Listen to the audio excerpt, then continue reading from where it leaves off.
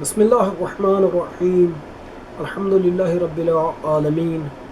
والصلاة والسلام علی اشرف النبیین وخاتم المرسلین ابی القاسم المصطفیٰ محمد اللہم صلی علی محمد وآل محمد وعلی آلہ الطیبین الطاہرین المعصومین اما بعد۔ آج ہم آپ کے سامنے خطبہ قاسیہ کے چوتھے حصے کو بیان کریں گے۔ اس حصے میں امیر مؤمنین علی علیہ السلام شیطان کے گمراہ کرنے کے طریقے اور وہ کیسے انسان کو گمراہ کرتا ہے اسے بیان کر رہے ہیں۔ امیر مؤمنین علی علیہ السلام یہ بیان فرما چکے، ہم آپ کے سامنے امیر مؤمنین علی علیہ السلام کے ان جملات کو، اس کلام کو بیان کر چکے ہیں کہ شیطان انسان پر اصلاً جب اس نے خدا کے حضور میں بات کی تھی لَأُغْوِيَنَّهُمْ أَجْمَعِينَ، وہ اپنی بات کا یقین نہیں رکھتا تھا، لیکن جب انسان نے معصیت کی تو اسے اپنی بات کا یقین ہو گیا اور اس کی بات کی انسان نے اپنے گناہ کے ساتھ تصدیق کر دی۔ جب تصدیق کی تو اس کی لالچ اور اس کا حرص انسان میں زیادہ بڑھا کہ میں پہلے وہ سوچتا تھا کہ میں پتہ نہیں گمراہ کر سکوں گا یا نہیں، اس کے بعد جب اس نے دیکھا کہ انسان گمراہ ہو سکتا ہے تو اس نے اور اپنی کوشش کو تیز کر دیا اور اپنے پیادے، اپنے سواروں کے ساتھ، اپنے جتنے بھی اس کے لشکری ہیں، انسانوں سے، جنوں سے، سب کے ساتھ مل کر انسان کو گمراہ کرنے کے لیے کوشش کرنا شروع کر دی اور زیادہ کوشش شروع کر دی۔ امیر مؤمنین علی علیہ السلام آج کے اس کلام میں جو ہم آپ کے سامنے بیان کریں گے اس میں بیان فرماتے ہیں کہ وہ کیسے کیسے حربے آزماتا ہے انسان کو گمراہ کرنے کے لیے۔ اسی لیے پروردگار متعال نے ارشاد فرمایا ہے کہ انسان کو ہمیشہ یہ چاہیے کہ یہ دعا کرے۔ پروردگار متعال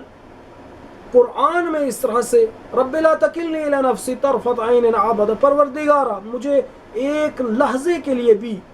ایک پلک جھپکنے کی مقدار بھی اپنے نفس کے سپرد نہ کرنا۔ یہ انسان کو چاہیے دعا کرے تاکہ پروردگار متعال اس کی خلوت میں، اس کی جلوت میں، لوگوں کے درمیان اور جب وہ اکیلا ہو اس کی حفاظت کرے اور انسان پر شیطان کا وسوسہ اور شیطان کا غلبہ نہ ہو، اور ہمیشہ یہ دعا کرے پروردگارہ مجھے اس حصن حسین میں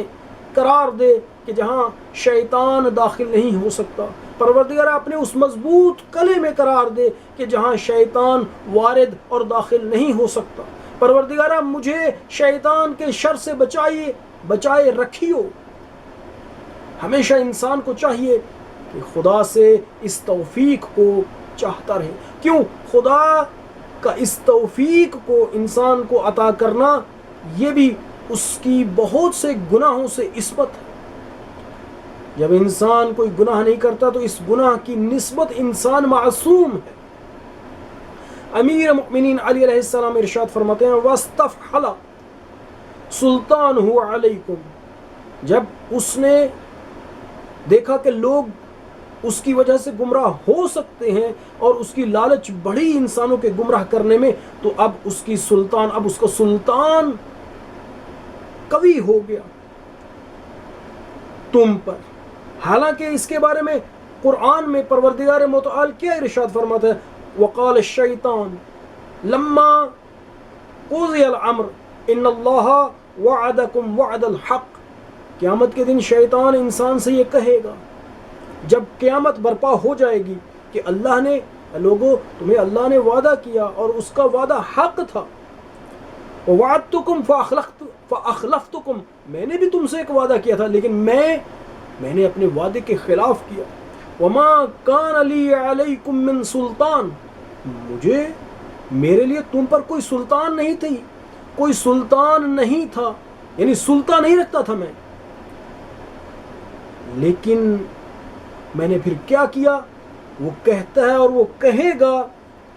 الا ان دعوتکم، میں نے تمہیں پکارا آؤ یہ غلط کام کرو، یہ برائی انجام دو، صرف و صرف پکارنے کی حد تک میں نے تمہارے ہاتھ کو پکڑ کر تمہیں اس برائی میں مبتلا نہیں کیا، میں نے زور سے جبرن و قہرن تم سے وہ برائی نہیں کرائی، میں نے صرف و صرف تمہیں دعوت دی، میں نے تمہارے دلوں میں وسوسہ کیا، شک و شبہ ڈالا، آؤ یہ کام انجام دو، اس میں لذت ہے، اس میں تمہارے لیے مزہ ہے، لذت ہے۔ فاستجبتم لی، میں نے تمہیں پکارا تھا، تم نے میری دعوت کی اجابت کی، تم لوگوں نے مجھے اچھا جواب دیا، میری بات کو قبول کیا۔ فلا تلومونی ولوموا انفسکم، مجھے ملامت نہ کرو، اپنے آپ کو ملامت کرو۔ یہ شیطان کے الفاظ ہیں قیامت کے دن۔ پروردگار متعال قیامت کے دن اس کے الفاظ کی حکایت کر رہا ہے، اور وہ کہتا ہے کہ میرے لیے تمہارے اوپر کوئی سلطان نہیں تھا، میں نے تم پر جبر نہیں کیا تھا، میں تم پر غالب نہیں تھا، لیکن جب تم لوگوں نے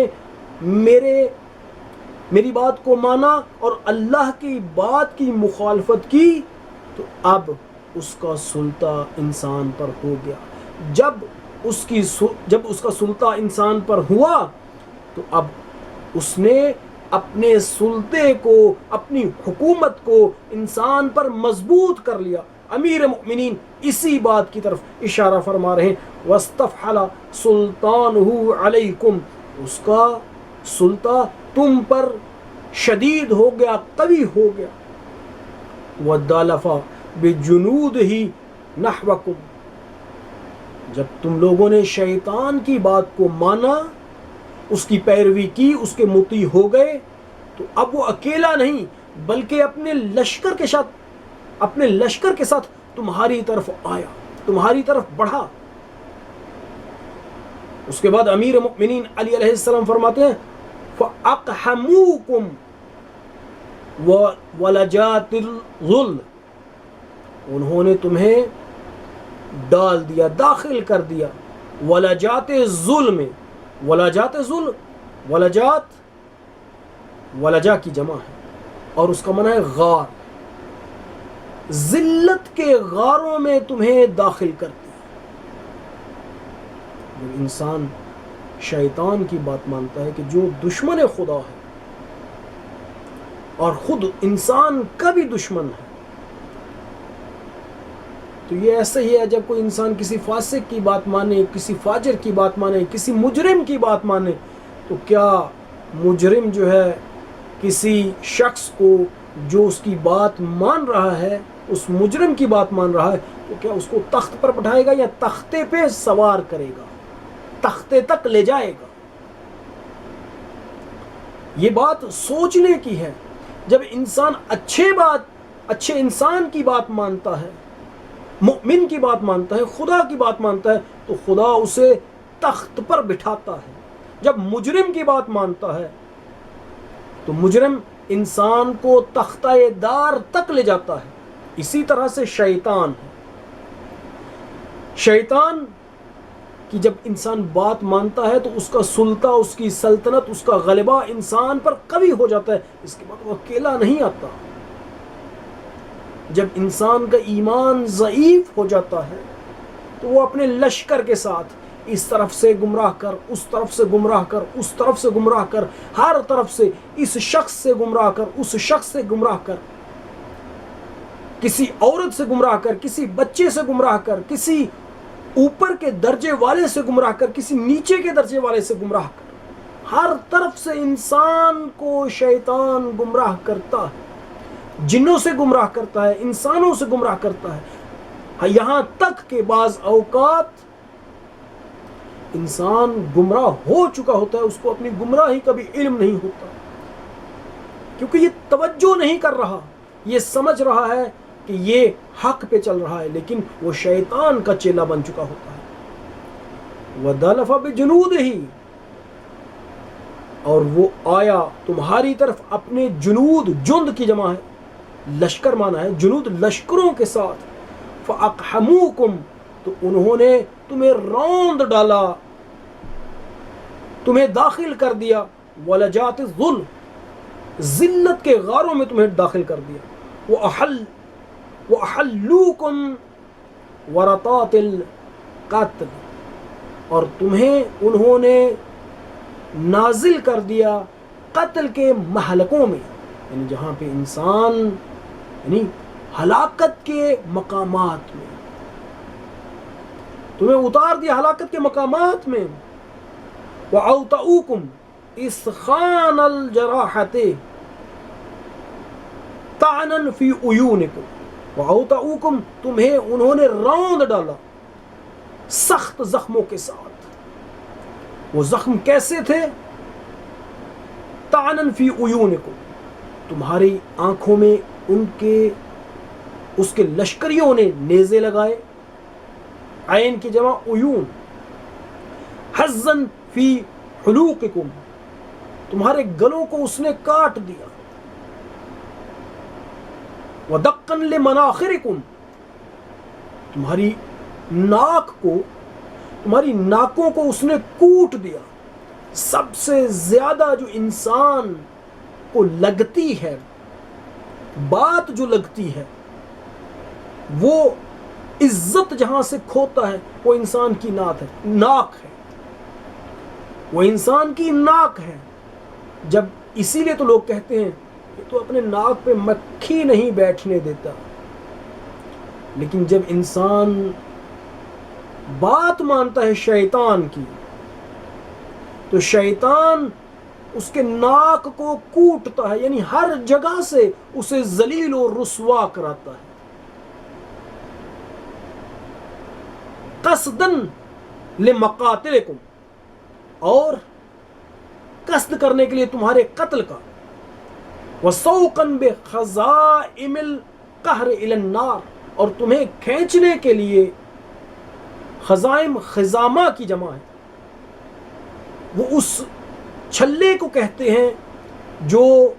اون سے بنا جاتا ہے اور اسے اونٹ کے ناک میں ڈالا جاتا ہے، اور اس چھلے کے ساتھ اس کی رسی کو باندھا جاتا ہے۔ معنی یہ ہے کہ تمہارے ناکوں میں قہر کے چھلے ڈال کر ان کے ساتھ تمہیں جہنم کی آگ کی طرف کھینچنے کے لیے، کہ جس آگ کو تمہارے لیے بنایا گیا ہے۔ اس کے بعد امیر مؤمنین علی علیہ السلام فرماتے ہیں فَأَصْبَحَ أَعْظَمَ فِي دِينِكُمْ جرحن، مفتی جعفر حسین صاحب نے اس لفظ کو ہرجن لکھا ہے، لیکن ہم نے بہت سے نسخوں میں دیکھا ہے کہ یہ لفظ جرحن زیادہ مناسب ہے۔ اصبح اعظم فی دینکم جرحن، شیطان جب اس نے یہ کام کیے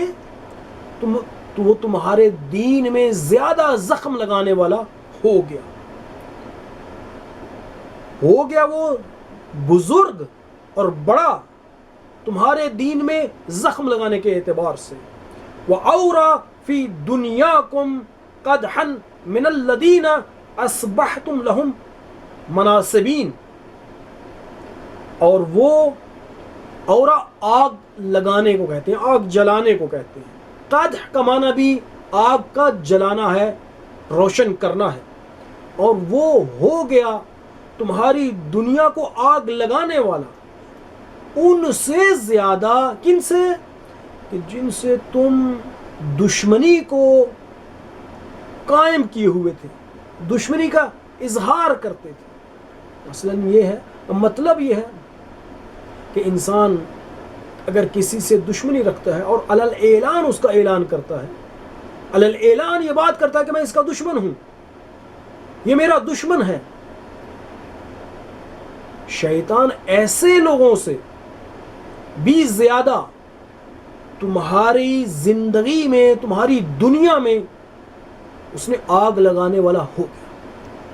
اور اس کے بعد امیر مؤمنین علی علیہ السلام ارشاد فرماتے ہیں وَعَلَيْهِمْ مُتَعَلِّبِينَ، اور وہ شیطان تمہاری دنیا میں ان سے زیادہ آگ لگانے والا ہو گیا کہ جن پر تم اجتماع کرتے ہو، یعنی جن کے پاس تم اجتماع کر کے ان سے جنگ کرتے ہو۔ فَاجْعَلُوا عَلَيْهِ حَدَّكُمْ، امیر مؤمنین علی علیہ السلام فرماتے ہیں کہ تم شیطان پر حد قرار دو، اس سے بچتے رہو، اس کے لیے ایک ایسی جگہ قرار دو، اپنے اور اس کے درمیان بارڈر قرار دو، ایک حد و مرز قرار دو کہ اسے منع کر دو کہ اس حد سے تمہارے پاس وارد ہو، اس حد سے، اس بارڈر سے پار ہو کر تمہارے پاس آئے۔ وَلَهُ جِدَّكُمْ، امیر مؤمنین علی علیہ السلام فرماتے ہیں کہ تمہاری کوشش اس کے لیے ہونی چاہیے، شیطان کے لیے ہونی چاہیے۔ فَلَعَمْرُ اللَّهِ لَقَدْ فَخَرَ عَلَى أَصْلِكُمْ، خدا کی قسم شیطان نے تمہاری اصل پر، تم پر فخر کیا۔ شیطان نے یہی تو خدا کی درگاہ میں کہا تھا، خلقتنی من نار وخلقتہ من طین، پروردگارا تو نے مجھے آگ سے پیدا کیا اور اسے مٹی سے پیدا کیا۔ تمہاری اصل مٹی ہے، اس کی اصل آگ ہے۔ وہ تمہیں حقیر جان رہا تھا، وہ تمہیں کمتر جاننے والا تھا، اور اس نے تمہاری اصل پر خود کو بہتر قرار دیا تھا، فخر کیا تھا۔ وصلی اللہ علی سیدنا محمد وآلہ الطیبین الطاہرین۔